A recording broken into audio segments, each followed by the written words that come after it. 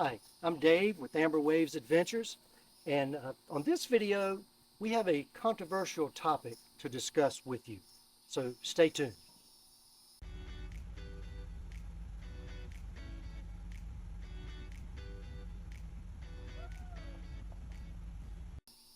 On this video, we're going to talk about a controversial subject, and that's whether to carry a spare tire or not. As you can see on my Jeep, I have done the slick backside and the rear tire delete, and I don't carry a spare tire.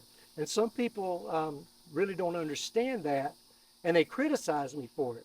I've been operating this way and driving this Jeep for about 7.5, 8 years now, and I've only needed to repair my tire 2 times with nails in it. And we'll show you a photograph of a big piece of metal that was in one of my tires. Whoa!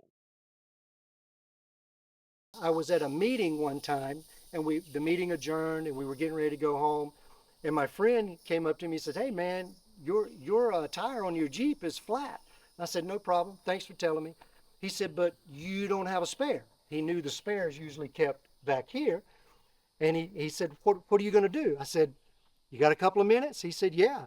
And he started grinning, and I pulled out my portable air compressor and my tire repair kit, and I repaired it.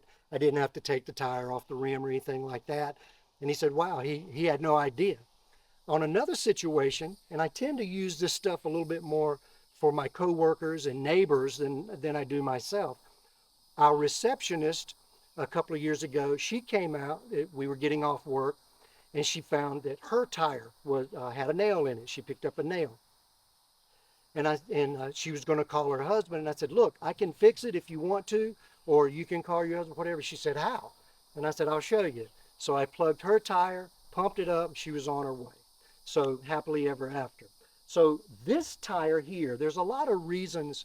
Well, I think maybe there are some reasons to not carry a spare, and one is weight.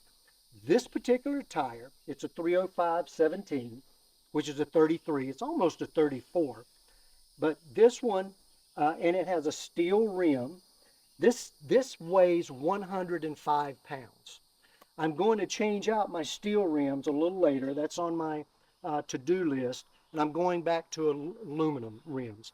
I don't do a lot of serious trails and stuff anymore. We just do minor forestry trails and camping and so on and so forth. So I really don't need the steel rims. The good advantage of the steel rims is you can beat them out if you need to repair them on the trail, so on and so forth. So let's get this out of the way.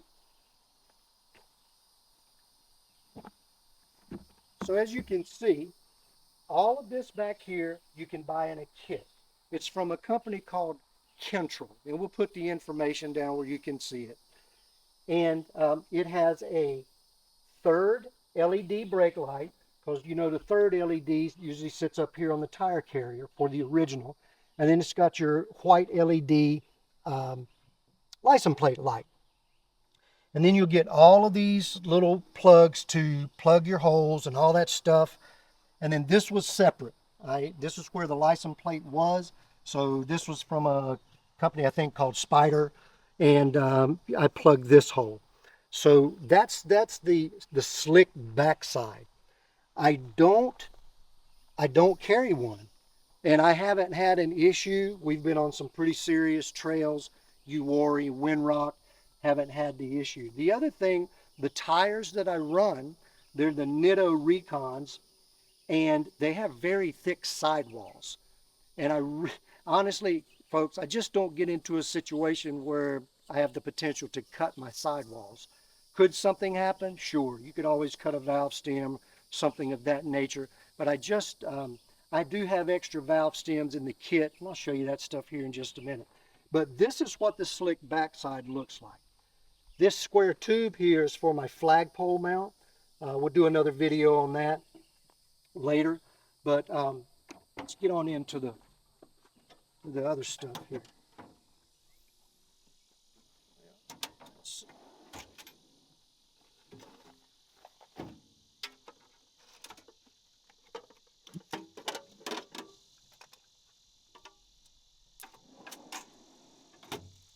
Okay. This is not an expensive compressor. This is a 150 PSI Harbor Freight compressor. I probably had this 5-6 years. I changed it and put a quick connect on here. And this connection, I can put it on the valve and leave it. I don't have to sit there and hold it.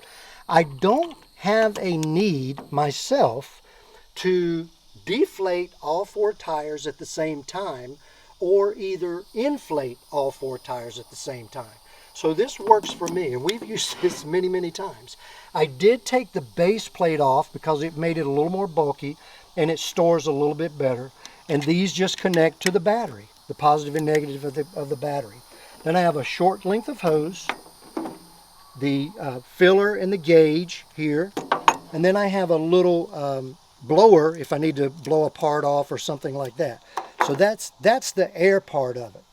As far as, let's move this out of the way. As far as, we got some kids playing in the neighborhood, you might hear those in the background. I had 2 or 3 of tire repair kits, and I finally got this one.